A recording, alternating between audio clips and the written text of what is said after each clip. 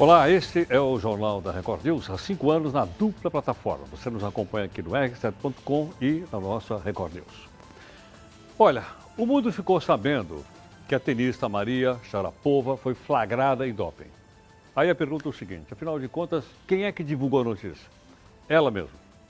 Além disso, ela assumiu publicamente que usava um determinado medicamento que foi considerado doping. A Sharapova não escondeu, não mentiu, não atacou os médicos que fizeram os exames. O enxame dos cartolas também não invadiu o noticiário para desqualificar o teste de doping, como a gente ouve em outros países do mundo. E mais, o patrocinador da tenista anunciou que vai continuar apoiando a atleta. E me ocorreu o seguinte, que isso é uma demonstração de caráter, de credibilidade, de cidadania, ou seja, Sharapova tem vergonha na cara, atributo que falta a outros ídolos do esporte global. Você conhece algum outro atleta que tenha assumido publicamente uma situação semelhante a essa que eu acabei de descrever para você? Você pode, obviamente, lembrar de coisas que eu não lembro, mas você pode me lembrar. Aqui no meu Twitter, ou então no nosso Zap, que é o 942-128-782. Ou então, se você quiser escrever e mandar um recado maior, pode mandar aqui, ó, no blog do Barbeiro, que sou eu. Veja agora outras notícias para você saber, de fato, em que país você vive. O Ministério Público pede a prisão de Lula por lavagem de dinheiro e falsidade ideológica. É o desdobramento do caso da Bancop. Outras 15 pessoas também foram denunciadas. O PMDB, na reunião de sábado, desfaz a dúvida de Hamlet. To be or not to be? That is the question. Ser ou não ser governo? Espera-se a presença de um tal de Shakespeare no encontro. Movimentos sociais acirram publicidade para a manifestação domingo, contra e a favor da presidente Dilma. A manifestação pró-Lula, que iria ser adiada, está sendo agora convocada por causa do anúncio da prisão dele. O Brasil testa a perda do grau de investimento e lança título no mercado mundial em dólar. Será que vai vender? Olha, a Noruega está vendendo títulos brasileiros, não comprando. Mais um recorde que nos enche de orgulho. A taxa de juros do cartão de crédito bate 420% ao ano. Foram apreendidas mais de 6 mil armas no ano passado no Fórum Trabalhista de São Paulo. O Brasil lidera o ranking de encargos sociais, também chamado de Custo Brasil. Vai a 70% do valor do salário. E a ANAC propõe que o passageiro pague pela bagagem, um modelo já testado pelas companhias internacionais de baixo custo. Quem não tiver mala, paga menos. Você concorda? E você vai acompanhar também aqui conosco a análise e a opinião dos convidados e dos comentaristas do Portal R7 e do nosso Jornal da Record News.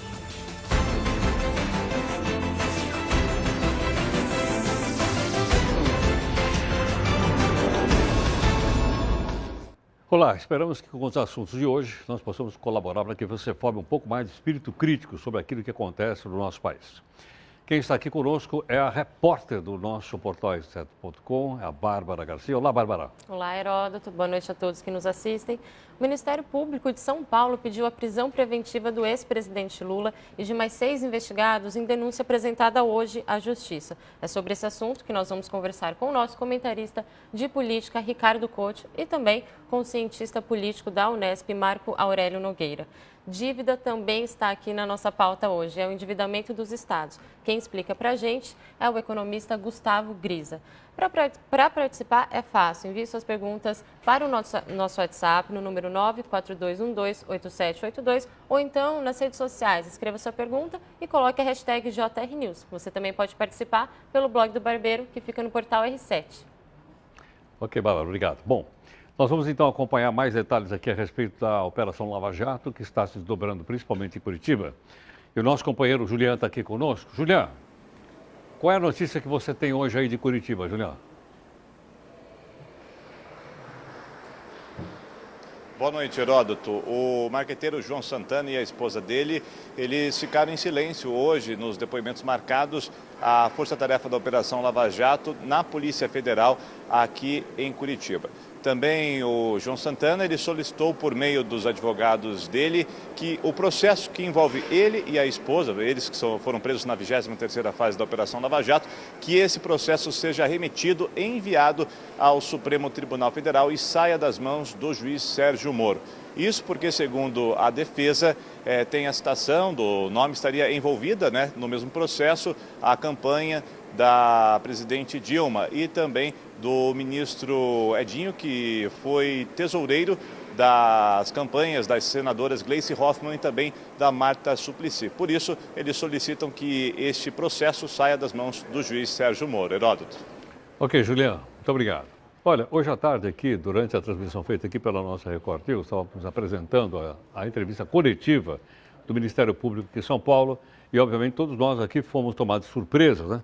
Quando foi anunciado que o Ministério Público iria pedir a prisão preventiva do ex-presidente Lula.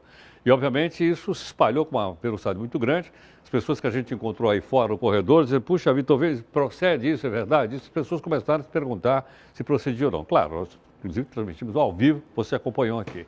Mas, obviamente, a repercussão maior não podia ser em outro local, senão em Brasília.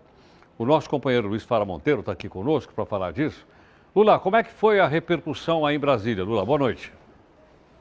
Olá, Heródoto, boa noite. Você deve imaginar a correria que foi para os jornalistas aqui em Brasília quando saiu a notícia do pedido de prisão do ex-presidente Lula feito pelo Ministério Público em São Paulo, agora já no início da noite. A maior dificuldade foi encontrar parlamentares no Congresso Nacional para repercutir esta informação. E, por incrível que pareça, em plena quinta-feira, no início da noite, nós encontramos alguns deles, viu, Heródoto? Os petistas reforçam a tese de suposta perseguição ao partido, ao ex-presidente e a sua suposta concorrência à presidência, candidatura à presidência à República em 2018. Já a oposição pediu cautela. Em nota, o senador Cássio Cunha Lima, do PSDB, principal adversário do Partido dos Trabalhadores, disse que o momento é de prudência. O senador José Agripino, do DEM, presidente do Democratas, também disse que não é uma notícia que deixa a oposição feliz e pediu moderação e tranquilidade nas manifestações de domingo contra o governo federal, programadas para todo o país. No Palácio do Planalto, a presidente Dilma, que está voltando do Rio de Janeiro, ainda não se pronunciou, mas rumores aqui na capital dão conta de que Dilma teria confirmado o convite para que Lula assuma a Casa Civil da Presidência da República. Ela deslocaria o ministro Jacques Wagner para o Ministério da Justiça, que vem sofrendo esse imbróglio aí com a questão do ministro Wellington César Lima e Silva, procurador da Bahia, que foi convidado para assumir o cargo, mas foi surpreendido por uma decisão do Supremo Tribunal Federal, que deu apenas alguns dias para decidir, para optar pela profissão, pelo cargo de procurador ou pelo cargo de ministro, no caso, servindo ao Poder Executivo. O fato é que, aqui na capital da República, todos ficaram surpresos com esse pedido de prisão formulado ao ex-presidente Luiz Inácio Lula da Silva. O Palácio do Planalto amanhã deve divulgar alguma nota e a presidente Dilma Rousseff deve se manifestar sobre mais esta ação da Justiça, do Ministério Público, sobre o Partido dos Trabalhadores. Heródoto. Obrigado. Bom, para mim uma surpresa em cima da outra, né? Inclusive essa agora que o Lula acabou de contar para a gente, de que o ex-presidente Lula pode virar ministro da Casa Civil e o Jacques Wagner pode ir para o Ministério da Justiça. Como o Lula disse agora há pouco, não foi fácil ele encontrar essas pessoas todas que ele citou agora, para ouvir, obviamente, o lado do outro, mas nós temos aqui pessoas de um lado e do outro falando, como fazemos sempre, e como a gente está usando o nosso Zap, fica muito mais fácil, né? A gente tem imagem e som das pessoas comentando com opiniões sempre diferentes e sempre respeitadas aqui por nós. Bom, afinal de contas, por que razão o Ministério Público pediu a prisão do ex-presidente Lula, né? Acho melhor a gente contar direitinho, porque a gente ouve a notícia e tal e não sabe a origem, não sabe a raiz. Veja lá aí. A Bancop, cooperativa habitacional dos bancários de São Paulo, foi fundada em 1996 pelo atual ministro da Secretaria de Governo, Ricardo Berzoini. O objetivo da cooperativa era proporcionar a compra da casa própria aos bancários. Mas em pouco tempo surgiram as acusações de lavagem de dinheiro, superfaturamento e desvio de recursos. O Ministério Público do Estado de São Paulo começou a investigar a cooperativa e teve acesso a registros de transações bancárias realizadas entre 2001 e 2008. A movimentação apontou que empreiteiros que prestavam serviços à Bancop emitiam notas frias e recebiam por serviços não prestados. Os valores eram repassados ao ex-diretor da cooperativa, João Vacari Neto, que destinava o dinheiro para a campanha de Lula em 2002. Com isso, a Bancop apresentou um déficit de 135 milhões de reais e causou prejuízos a cerca de 8.500 famílias. Desse total, cerca de 3 mil nem chegaram a receber os imóveis. Outros lutam na justiça para conseguir as escrituras. Em 2009, a construtora OAS, envolvida na Operação Lava Jato, assumiu parte das obras da Bancop inacabadas. Uma delas foi a do condomínio Solares, no Guarujá, litoral de São Paulo, alvo de uma nova fase da Lava Jato. Este empreendimento, inclusive, foi um dos poucos que a OAS finalizou. Vários outros continuam com as obras paradas. Há suspeitas de que os apartamentos foram usados para pagamento de propina. Bom, a ida do presidente Lula, a provável ida do presidente Lula para a Casa Civil, ele sairia, portanto, do âmbito do Ministério Público de São Paulo, passaria a ter foro privilegiado e seria, então, talvez, se for o caso, se o processo avançasse, seria julgado pelo Supremo Tribunal Federal. Mas olha o que eu estou acabando de ler aqui, está publicado no Correio Brasiliense. Lula recusa convite para assumir Casa Civil no governo Dilma. Nós estamos aqui com os nossos dois convidados, o Ricardo Couto, que é o nosso comentarista de política, e o professor Marco Aurélio Nogueira, professor de Teoria Política da Unesp. Professor, obrigado. Couto, obrigado. Boa noite, Heródoto. Boa noite a todos. Boa noite, professor. Boa noite, Heródoto. Prazer em vê-lo. Muito obrigado pela gentileza. Imagina. Bom, gostaria de perguntar o seguinte. Esse noticiário todo, inclusive esse que acabei de mostrar aqui agora, dá para a gente pôr uma troca ou não? A gente pode estar aqui no Correio Brasiliense. Isso incentiva ou isso desarticula as manifestações que estão marcadas para o domingo? Posso começar com o professor? Claro, por favor. Não, professor. Bom, boa noite a todos. Olha, eu acho que não tem uma interferência direta. A recusa para o cargo do Ministério não interfere nas manifestações, mas a notícia do Ministério Público pedindo a prisão do Lula, sem dúvida nenhuma, é um estímulo a todos aqueles que consideram o Lula o bicho-papão da política brasileira, coisa que não corresponde, no meu modo de ver, à realidade dos fatos, mas que no momento atual está posta na mesa como verdade. Né? Então, eu acho que a recusa dele, se for confirmada a notícia que você acabou de ler... Está aqui no Correio Brasileiro. Essa notícia, eu acho que mostra que ainda há algum tipo de cálculo político na figura do Lula. Porque se ele aceita o ministério, eu acho que é pior para ele, para o governo Dilma e para o país. Porque a confusão vai se instalar, vai continuar instalada do mesmo jeito. O fato dele ter um foro privilegiado não o isentará de ter que dar explicações para a justiça, se for o caso, e complicará gravemente o desempenho do governo Dilma, que já não é bom. Porque é muito complicado para um presidente da República ter do seu lado uma pessoa que é politicamente mais forte do que ela. Né? E o Lula é, sem sombra de dúvida, uma personalidade que tem um prestígio ainda grande no país, mesmo que tenha sofrido algum tipo de desgaste, como me parece também ser bastante real. Couto, concorda? Olha, nada mais absurdo nessa política nossa aqui, né? Você jamais poderia imaginar, até pouco tempo atrás, o ex-presidente Lula ser ministro da presidente Dilma, a sucessora dele. Né? Desde ontem vinha se falando disso, um ministério para o Lula para ele escapar do Sérgio Moro e ir para o Supremo. Né? Desde o início eu estou achando isso uma jogada de altíssimo risco, é uma ideia de jirico. Por quê? Como o professor falou, é ruim para o Lula, porque fica parecendo que ele está fugindo da justiça, né? Está fugindo do Sérgio Moro. Pega muito mal. Né? E muito ruim para o governo, porque a presidente Dilma já está desgastada, está enfraquecida. Imagina o Lula na Casa Civil. Só lembrando que ela foi chefe da Casa Civil nos dois governos Lula. Né? É uma coisa inimaginável. Há uma pressão do PT para isso, parece que a presidente Dilma cedeu, mas eu tenho certeza, quer dizer, certeza a gente nunca tem, né? Mas pelo que eu conheço do Lula, acho que ele não aceita. não seria uma solução nem para ele, nem para o Agora, governo e nem para o país. Partiu essa ideia, então, de convidá-lo? O que está escrito aqui é que ele recusou. Logo, houve o convite. Não, houve o convite. Pelo que se teve de notícias aí, desde ontem ou anteontem, foram feitas várias reuniões com alguns ministros do núcleo duro do governo e dirigentes do partido, para levar em consideração, tentar imaginar como equacionar o problema Lula. Porque, ao lado dos vários outros problemas que nós temos no país, o Lula se tornou um problema político.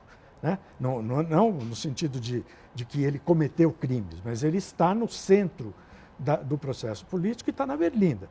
Então, o PT, evidentemente, tem que tomar algum tipo de atitude para equacionar esse problema.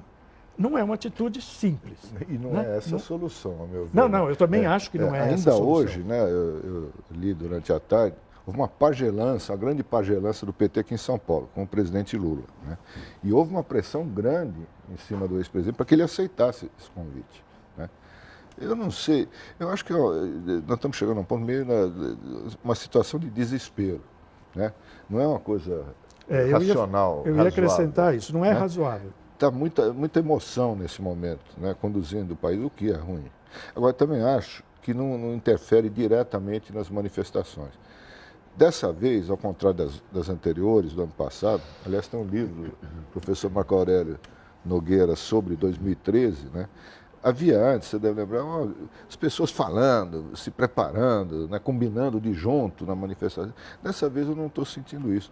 A impressão que eu tenho nesse momento é que, diante de toda essa escalada da guerra política, o povo está meio desanimado, desencantado, sem esperança de que indo para a rua vá resolver alguma coisa, vá mudar alguma coisa. Por quê? Porque não temos nesse momento lideranças que possam dar continuidade a uma manifestação ou outra contra ou a favor do governo.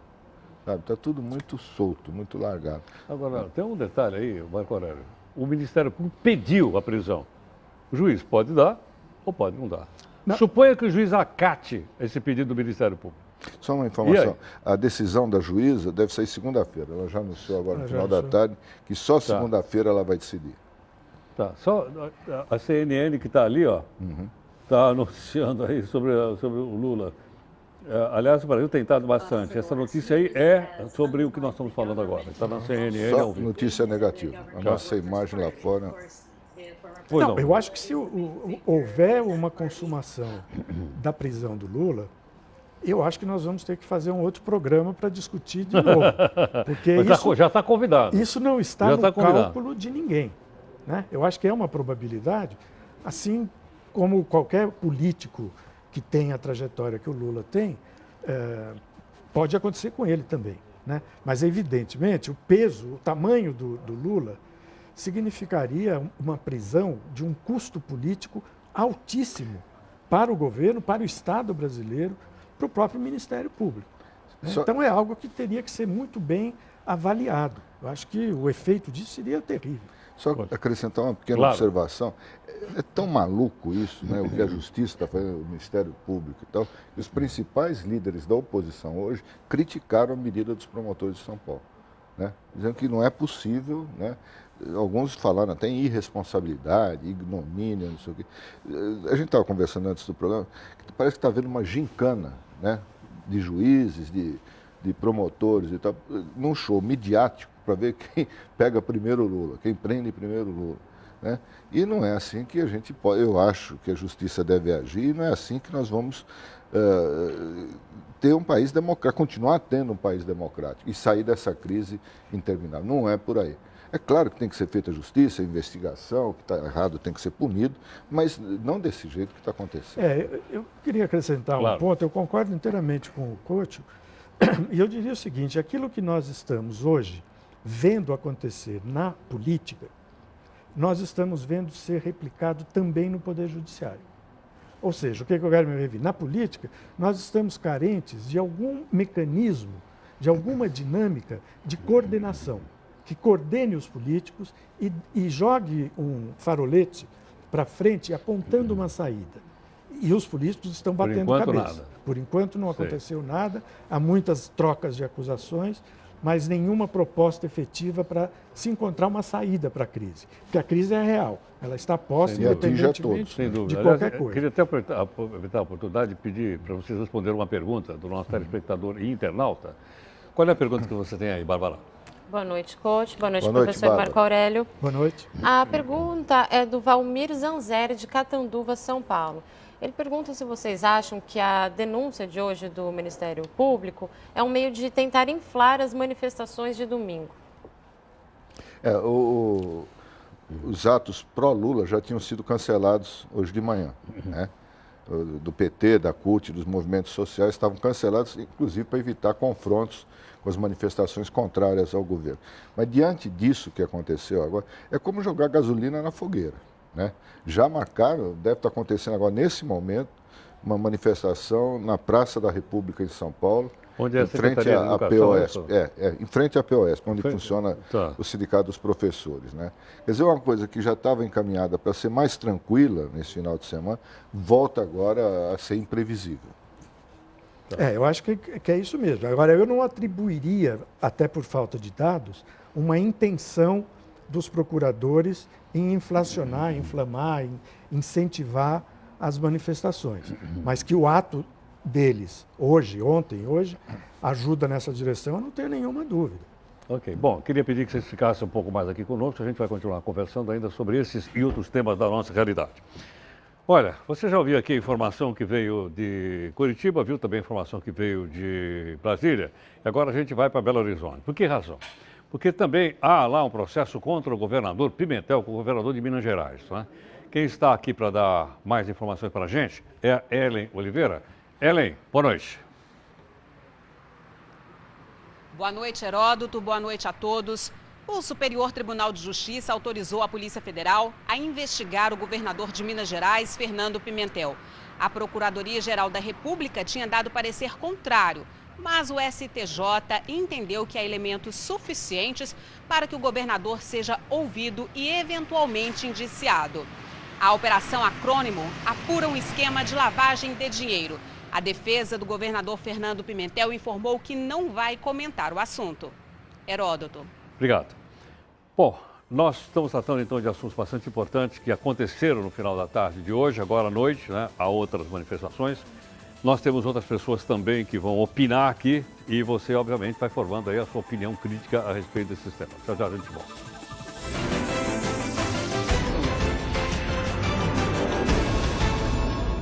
Bom, nós estamos falando sobre a situação política do país, mas também da situação econômica. O ministro da Fazenda, o ministro Barbosa, falou hoje sobre a evolução do nosso país no encontro que ele teve em Brasília. E a Renata esteve acompanhando. Boa noite, Renata. O que é que o ministro disse? Oi, Heródoto, boa noite. Olha, apertar o cinto e focar na reforma da Previdência. Para o ministro da Fazenda, só com estes dois remédios amargos será possível tirar o país da crise econômica. Hoje, durante um evento de comemoração aos 30 anos do Tesouro Nacional, o ministro disse que se não for feito logo um reajuste na Previdência, as consequências serão graves. A ideia do ministro é enviar até o mês que vem um projeto aqui para o Congresso que deve cortar gastos com as aposentadorias. Hoje, elas correspondem a 44% das despesas obrigatórias do governo.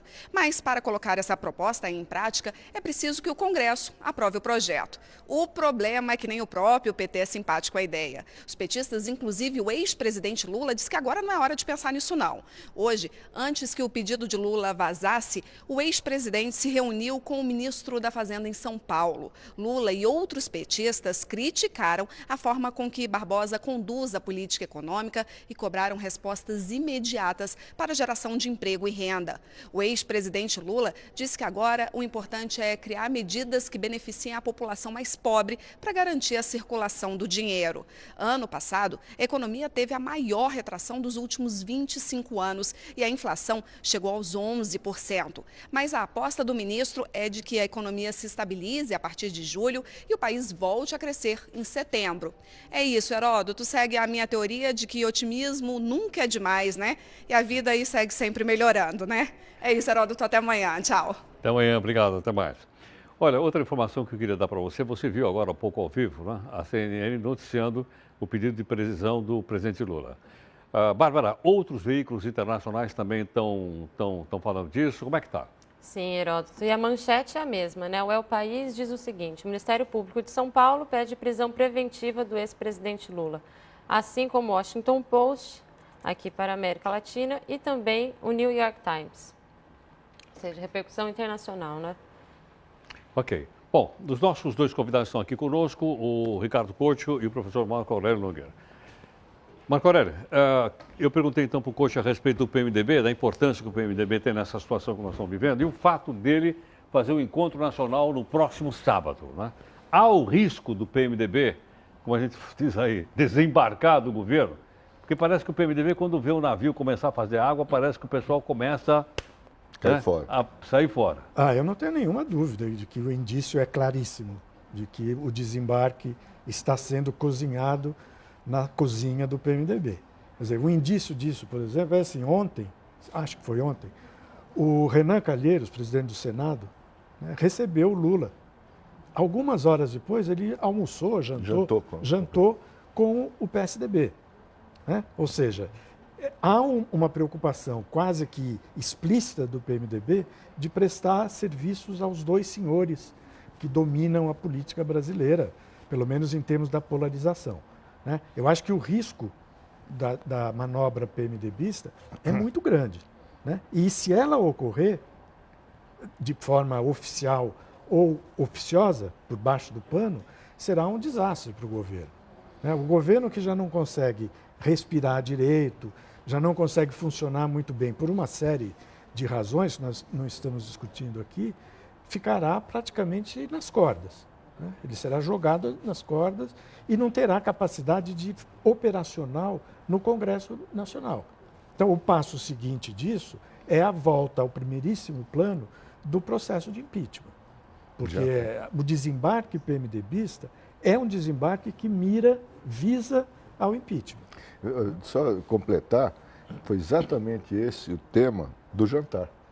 Né? O Renan e os caciques do PMDB foram no apartamento do Tasso Gereissati, né, do PSDB, com os caciques tucanos, e o tema foi esse, o processo de impeachment. Né? Que o PSDB, que já estava meio desistindo, agora retomou, isso sabe que sem o PMDB não tem. Não tem. Né? E o PMDB é o principal beneficiário. Né? O impeachment no Congresso assume Michel Temer, né? O vice-presidente. Então é isso que está em jogo nesse momento. E a questão que eu acho que poderia ser posta para uma análise, não nossa somente, mas análise da opinião pública, é o que acontecerá no país se PMDB e PSDB fizerem uma composição para reorganizar o centro da política brasileira. Não o centro no sentido ideológico, mas o centro que dê uma vertebração para o processo político brasileiro. Eu colocaria uma interrogação. O que acontecerá? Porque pode acontecer coisas muito boas, mais ou menos boas, ou coisas péssimas. Né? Por exemplo, o PMDB e o PSDB podem chegar à conclusão de que é melhor fazer esse acordo agora, até mesmo para esfriar o eventual avanço da Operação Lava Jato, que pela lógica indica, acabará chegando vai chegar, ao PMDB. Eles já vinham conversando sobre isso, o PMDB e o PSDB, no ano passado, né? Tanto é que o Michel Temer lançou o plano Ponte para o Futuro, ele já tinha um plano de governo, e já estavam até montando um ministério Temer, que o Serra, o senador José Serra, seria o ministro da Fazenda. Estavam adiantadas essas conversas. Depois houve um esfriamento no final do ano, como acontece no Brasil, né? Carnaval e tal, mas agora, com os últimos acontecimentos, voltou ao primeiro plano da discussão política, a questão do impeachment. Não, e você tem ainda a possibilidade de uma reforma institucional, eu também já ouvi essa conversa, participei de discussões sobre isso, que institua no país uma espécie de regime semipresidencial, no qual você teria um primeiro-ministro forte. Como na França ou não? Como na França. Como na França. O modelo tem primeiro-ministro e presidente simultaneamente. Isso. Você tem um primeiro-ministro forte, que poderia ser, supondo, do PSDB, e um presidente do PMDB. Como chefe de Estado. Como chefe de Estado. E não de governo. Né? Uma coisa feita assim. Agora, seria muito estranho se isso acontecesse, porque nos remeteria de volta ao período pré-64. Né? Mas ali já era um sistema parlamentar mesmo. Não era semi-parlamentar. Sim, é verdade. Lá era um Mas sistema nessa parlamentar. conversa do PMDB com o PSDB deixou claro que só aceita conversar sem a Dilma, que não há diálogo, né, não há acordo com a Dilma na presidência. E qualquer que seja a saída tem que ser para 2018. Não tem jeito de fazer isso agora. Né? Se não houver um consenso dos partidos, parece que não existe. É tudo muito complicado. Bom, mas o nosso telespectador internauta, que está acompanhando aí, é complicado, mas vocês estão explicando, eu acho que as pessoas estão entendendo, eu estou entendendo, então nós estamos todos entendendo. Bárbara, que outra pergunta você tem aí? Professor Marco Aurélio, o Alisson Dias, de Santa Cruz do Rio Pardo, São Paulo, pergunta se já é possível avaliar o impacto da atuação do Ministério Público de São Paulo hoje no governo da Dilma. Marco Aurélio. Olha, eu acho que é possível avaliar que as ações do Ministério Público provocaram um estrago no governo Dilma. Né? Sobretudo porque ele, pegando o caso de São Paulo, colocou em movimento uma operação de pressão sobre determinados núcleos de atividade política que reverberam imediatamente, diretamente no governo Dilma, fazendo com que a pressão dentro do governo aumente e, com isso, prejudicando o desempenho. Eu acho que é, sim, uma relação. Mas eu volto a dizer, eu acho que isso não é parte de um plano do Ministério Público para prejudicar o governo Dilma em particular, mas é uma espécie de efeito colateral de uma operação, a Lava Jato, Zelotes, etc., que tem até mesmo alguns propósitos nobres, que é o de fazer a apuração do que existe de irregularidade, ilicitude na administração pública brasileira. Agora, qualquer operação que se faça tem efeitos, e alguns não são previstos e eventualmente não desejados. Teve um outro efeito lateral a isso, né, esse conjunto de fatores aí, que é os grandes empresários de São Paulo, a Fiesp, associações comerciais, sociedade rural, estão apoiando abertamente o ato de domingo do Fora Dilma. Isso não aconteceu nas manifestações anteriores. Quer dizer, todo o pessoal da grana de São Paulo, da grana pesada, está agora contra a presidente. Que além dela não ter maioria no Congresso, que é muito difícil, também na sociedade, no pessoal do dinheiro aqui em São Paulo, eles se juntaram todos contra a presidente. Deixa eu fazer uma daquelas perguntas cruciais para mim. Há risco de problema institucional no país? Olha, eu acho que risco, num país como o Brasil, sempre há e sempre haverá. Eu não sei quem é que me falou que no Brasil nem o passado a gente consegue prever. É verdade. Não sei de quem é essa sacada. Foi Pedro Malan, se eu não me engano. Mas nem o passado a gente consegue prever. Viver no Brasil vocês é um estão aqui, risco. eu estou perguntando. É isso aí, viver aqui é um risco. Viver no Brasil é um então, risco permanente. De um trauma institucional qualquer, eu acho que existe. Agora, se me perguntar se a probabilidade disso acontecer é alta, eu diria que não é. E eu explico rapidissimamente por quê. Em primeiro lugar, porque eu acho que a sociedade ela não tem potência suficiente de organizacional para sustentar uma coisa dessa. Segundo, porque não há segmentos do aparelho de Estado com ousadia suficiente, força suficiente, para dar um passo contra a institucionalidade vigente. Então, eu acho que não há clima internacional, por exemplo, para uma manobra institucional que jogue o Brasil num sistema ditatorial. Né? E a nossa cultura, por mais defeitos que tem presente, ela evoluiu muito nos últimos anos, a nossa cultura política. Estamos num momento ruim de cultura política, né? Porque está muito pouca discussão, muita polarização, muita confusão. Mas eu acho que se houver um mínimo de tolerância com a cultura política, se der um pouco de tempo, aquilo que nós acumulamos ao longo do período de redemocratização 25 anos. vai aparecer. Você quer ter um outro dado, professor. A economia não aguenta mais. O tempo precisa desse tempo, né? Mas a economia não tem esse tempo. Porque está se agravando a cada dia de uma forma dramática, né? A questão do emprego. A gente está vendo isso, né, em todas as grandes cidades brasileiras. Então, eu acho que esse é o ponto. Quer dizer, politicamente precisava de um tempo para amadurecer isso, né?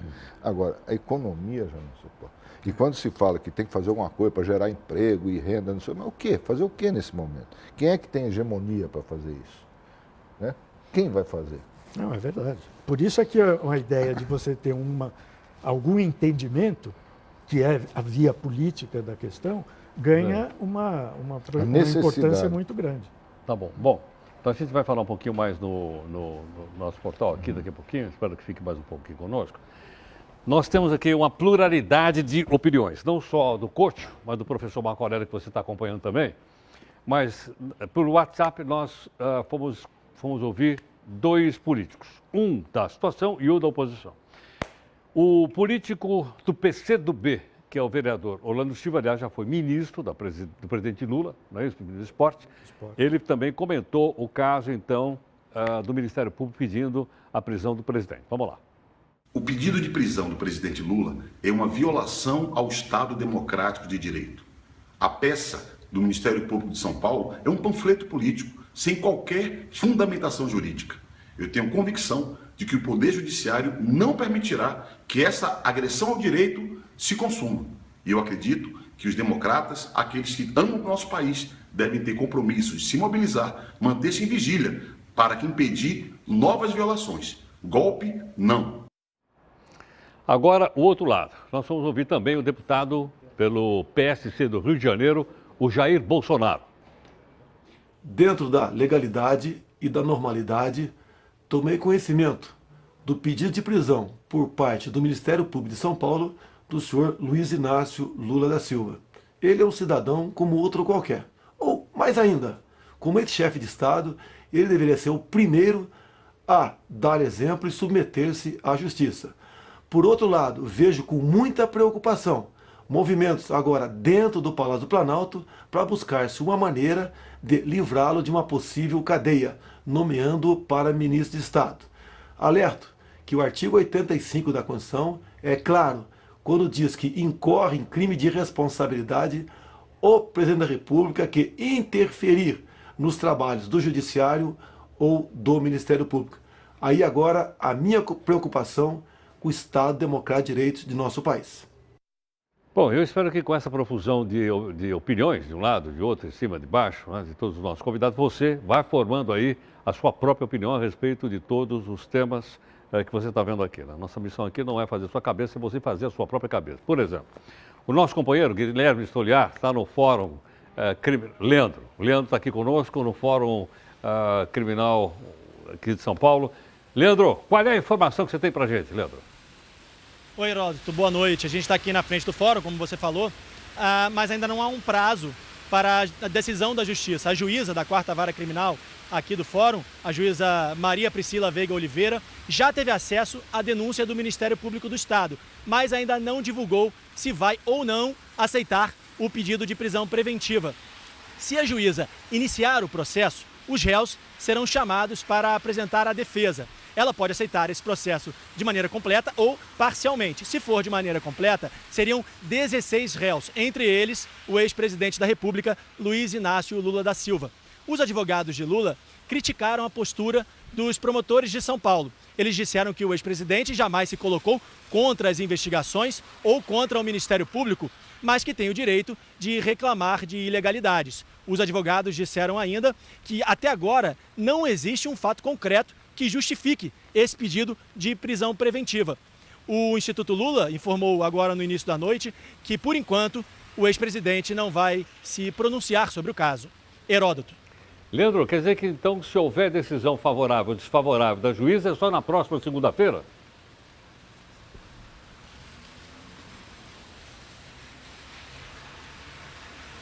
Ok, eu acho que eu perdi o contato. Leandro, obrigado.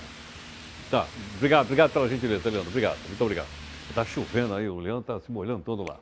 Bom, a gente vai falar também sobre o endividamento dos estados com a União, né, daqui a um pouquinho, tá certo? Você acompanha com a gente.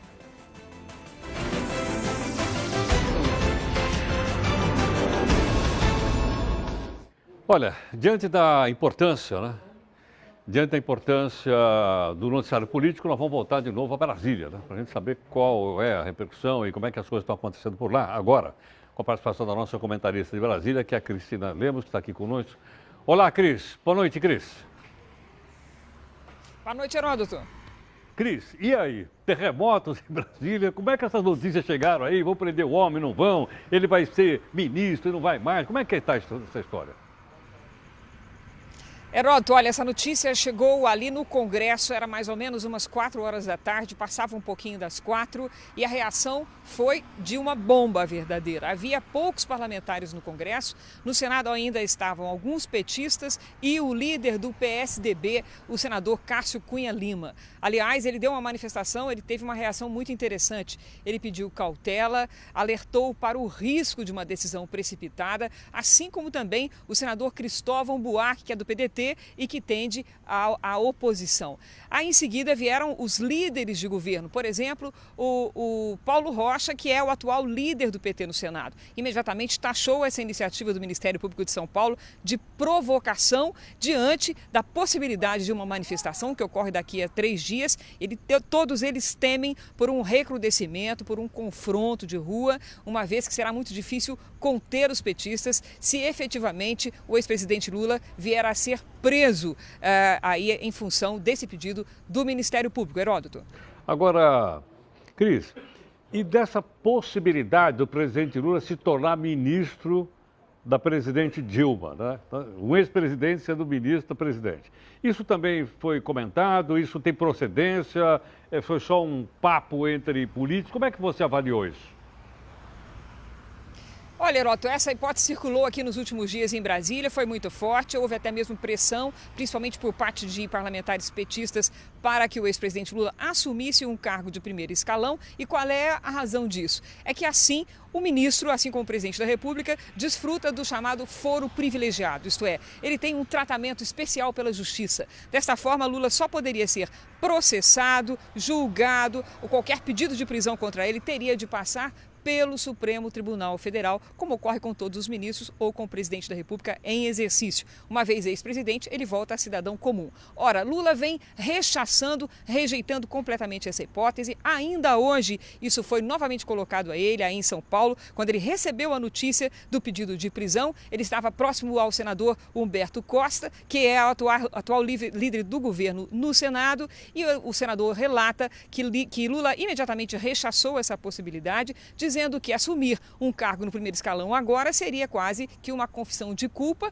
e também jogar a própria biografia no lixo. Foi cogitado que Lula assumisse a Casa Civil e que Jacques Wagner fosse para o Ministério da Justiça. Ambas as hipóteses, neste momento, estão descartadas. Heródoto. Cris, uma última coisa que eu queria te perguntar. Existe a hipótese da presidente Dilma fazer o pronunciamento como tivemos rumores agora há pouco, isso foi descartado? Você tem informação disso? Então, nós estamos de plantão aqui na porta do Palácio do Planalto, esperando essa possibilidade, mas aparentemente isso não vai ocorrer. Até há poucos momentos se dizia que a presidente daria uma declaração antes de sair do Rio de Janeiro. Isso não ocorreu, ela pousou agora há pouco na base aérea aqui em Brasília, exatamente às 9h28 o avião presidencial pousou aqui na base aérea. A presidente foi para o Palácio da Alvorada, onde ela está reunida neste momento com o ministro da Casa Civil, Jacques Wagner, e com o assessor especial Gilles Azevedo. Pois bem, a presidente não se manifestou até o momento. Uma das avaliações é que dificilmente ela rebateria uma iniciativa do Ministério Público Estadual. E ela fez isso essa semana. Na semana passada, ela reagiu quando houve aquele pedido de prisão, de depoimento coercitivo de Lula. Se tratava de uma decisão federal. Então, portanto, a hipótese que vigora até o momento é que a presidente não vai entrar no bate-boca público com um procurador estadual. Mas o Palácio do Planalto considerou essa iniciativa irresponsável, essa é a palavra que nos foi transmitida em off, com pedido de reserva, e considerou irresponsável essa iniciativa há apenas 3 dias de uma grande manifestação agendada contra a presidente Dilma, pedindo o afastamento da presidente. Heródoto. Obrigado, Cris. Até mais. Boa noite, muito obrigado. Bom, vamos falar um pouco aqui também com o Gustavo Grisa, que é o economista, sócio da consultoria Agência Futura, está aqui conosco. Gustavo, boa noite, obrigado pela gentileza, bem-vindo. Prazer conhecê-lo. Obrigado. Gustavo, como é que está essa discussão, né, do endividamento que os estados têm com o governo federal? Dentro desse contexto todo, né, de situação econômica bastante complicada e uma crise econômica fortemente gerada no próprio setor público, né, o que aconteceu? Com um movimento econômico menor, os estados tiveram uma arrecadação menor e a estrutura dos próprios estados e municípios exige um crescimento econômico no mínimo entre 4% e 6% ao ano. Então, no momento em que não há um crescimento de arrecadação, um crescimento da economia, naturalmente os estados passaram a ter déficits operacionais, né? Então, é o caso do Rio de Janeiro, Rio Grande do Sul, Minas Gerais, até mesmo São Paulo. E o que acontece? Aí volta a pressão pela questão da negociação das dívidas dos estados. A maioria dos estados brasileiros tem um grau de endividamento bastante alto. O estado de São Paulo, por exemplo, tem uma dívida em torno de 183 bilhões. Com o governo federal? Com o governo federal. Tá. Tá? O estado do Rio Grande do Sul, proporcionalmente, é o mais endividado do Brasil, com 209% da sua receita. Ou seja, 2 vezes a receita anual, mais de 2 vezes a receita anual, Rio Grande do Sul. Depois de Minas Gerais e Rio de Janeiro, 170%, de São Paulo em torno de 150%. E a partir daí, os outros estados têm um grau um pouco menor. O que acontece? O governo federal faz uma oferta de uma redução, inicialmente de 40% do volume da dívida, em troca de um alongamento, né? E agora, depois, num segundo momento, que seria apenas 20%, em troca de uma certa barganha pelo envolvimento dos governadores das bancadas estaduais pela aprovação da CPMF. Né? O que acontece? Este aumento do limite de endividamento dos estados é a mesma coisa que você estar muito mal financeiramente e aumentar teu cheque especial. Tá? Então, apenas prolongo, lhe dou uma sobrevida, né? Um pouquinho mais adiante a situação se agrava. Não é algo que ajuda a situação fiscal do país como um todo. Porque vai aumentar a dívida pública do governo federal. Com certeza. Ele está comprando dívida, não é isso? Com certeza. Ele está comprando dívida. Essa dívida dos estados hoje é em torno de 500 bilhões, mais ou menos. Então, ele está comprando a dívida e estaria rolando e dando mais prazo para os estados. O problema é que adivinha o que os estados vão fazer no momento que ele dá um limite maior? Vão gastar mais. Né? Então, isso sem vir com uma lei de responsabilidade fiscal para os estados, que torne os governadores inelegíveis caso eles venham aumentar seu limite de gasto, você apenas está dando aos estados o limite para gastar mais e daqui a alguns anos, de novo, a coisa se retroalimentar. E no fim, lá na ponta, quem vai pagar é o consumidor. Com certeza. Ou o contribuinte. Todos nós estamos pagando já, né, Herói? Com juro mais alto, né, e com a própria situação de descrédito do país. Então, isso é uma conta que nós estamos pagando. Eu estava assistindo antes ali um pronunciamento do ministro da Fazenda e, sinceramente, eu não sei de onde ele tira esse fundamento para dizer que as coisas vão melhorar em julho a partir de setembro. Entendo. Não há um fundamento técnico que demonstre isso. E o mais preocupante, falando, né, em toda a questão, porque esta crise ela é muito brasileira, ela é muito gerada exatamente porque o setor público, os estados e a União foi aumentando cada vez mais e assumindo mais responsabilidades a cada ano. É interessante que a gente geralmente fala só do governo federal e a gente não fala dos governos estaduais. Sim. Que estão fazendo exatamente a mesma coisa na proporção do seu estado. Sim, os estados e municípios também. Né? Então, os estados é mais ou menos 500 bilhões a sua dívida com a União, os municípios em torno de 100 bilhões. A maioria das capitais também. Então, quando a gente fala de endividamento do setor público, a gente fala de, certo, é União, estados e municípios. Mas a gente associa com o governo federal. Com o governo federal, porque o governo federal é quem ajusta a conta no final. Né? Tudo isso é risco Brasil. Né? Tudo isso é a conta nacional do Brasil. Então, aí estão as taxas de juros, aí estão... Agora, tem algum projeto circulando no Congresso para tentar travar isso ou não? Ou seja, estabelecer também limite de gastos para governadores e prefeitos? Infelizmente não. Não tem? Infelizmente não. O Estado do Rio Grande do Sul aprovou agora uma lei de responsabilidade fiscal, que é o Estado mais encalacrado em termos proporcionais. Né? Mas falta também toda a parte, porque uma lei de responsabilidade ela envolve parte penal. Né? Ou seja, você tem que, caso não ocorra o cumprimento daquela lei, o que acontece? O que existe é uma tentativa de reforma da Previdência, colocada nesse momento, com a ideia de ajuste de conta, né? Mas não há uma tentativa um pouco mais coordenada, né? De, primeiro, uma nova lei de responsabilidade do setor público, talvez, né? De finanças do setor público, e talvez de corte de despesa. Hoje, Herói, de uma maneira geral, você teria que reduzir de 10% a 15%, mais ou menos, as despesas do Posso entender setor público nos três níveis. Você está falando de custeio ou está falando de investimento? Ou a soma dos dois? Não, quando a gente fala em despesa pública, 75% a 80% é pessoal, previdência e custeio. Você sobra 20% a 25% para fazer todo o resto, né? Que são os investimentos, que são as operações. Então não é à toa que falta esparadrapo no hospital público, né? Não é à toa que falta recurso para arrumar uma estrada, porque realmente a estrutura do Estado brasileiro hoje, e aí quando a gente fala do Estado brasileiro, a gente está falando da união dos estados e municípios, ela é uma pagadora de pessoal e agora, de Gustavo, previdência. Queria que você respondesse uma pergunta aqui do nosso telespectador internauta. Tudo Claro. bem? Bárbara, qual é a pergunta? Boa noite, Gustavo. Boa noite. A pergunta é do Arlindo Lopes, de Niterói, Rio de Janeiro.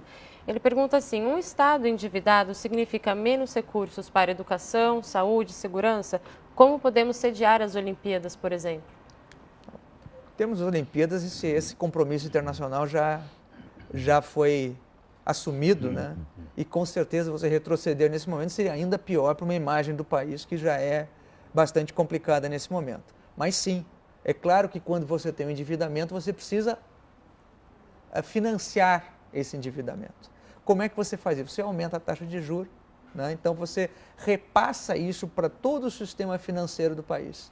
Então não há dúvida de que está faltando recursos para o governo lá na ponta, quando a gente fala em governo, fala nas três instâncias, por causa de custeio e por causa de endividamento. Gustavo, queria que você ficasse mais um instante Claro. aqui, a gente vai continuar nossa conversa aqui um instantinho. Pois não. Eu quero dizer para você que a gente vai saber também que o pessoal leva, quando vai, você vai saber o seguinte. Imagina o cidadão vai no Fórum Trabalhista aqui. Suponho que eles levem o processo. Não é assim, a gente vai mostrar para você o que o pessoal leva aqui no Fórum. Aqui perto.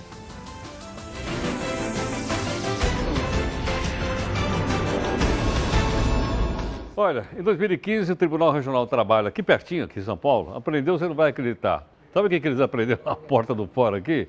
6.000 armas. A segurança do fórum é reforçada com detectores de metal que têm trabalhado muito. Passam diariamente pelo local cerca de 20.000 pessoas. Foram apreendidas 6.018 armas no ano passado e só em janeiro deste ano outras 818. No total, foram 2.800 armas de fogo e 3.000 armas brancas, além de excentricidades como estrela ninja, soco inglês e acessórios de artes marciais. Por causa disso, o Fórum está lançando a campanha Venha Desarmado. Aqui você está seguro. Com tantas armas chegando às portas do tribunal, não é para menos, não é mesmo? Bárbara, você costuma ir no Fórum também aí ou não? Costumo, mas eu sou da paz, Heródoto. É da paz, não leva nenhum desses? Não. Bom, queremos agradecer a gentileza da sua atenção conosco mais uma vez. Esperamos que as opiniões todas, um dia bastante agitado para nós, pode ter certeza, né? Para todos nós aqui. Bastante agitado, com muitas opiniões contrárias, como você viu, mas a gente espera que esse choque de opiniões sirva para você formar a sua própria opinião crítica a respeito de tudo isso. A gente vai voltar quando? Voltamos? Voltamos amanhã, às 9 horas, mas como sempre, a gente sempre tem música antes. Agora é hora de folk na Kombi.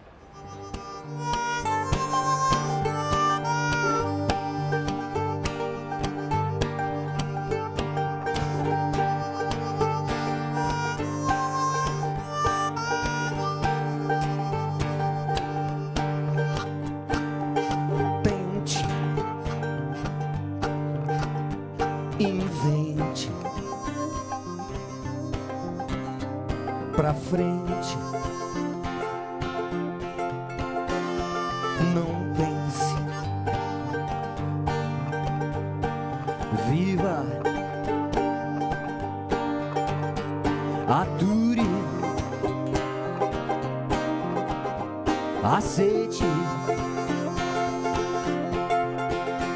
segure.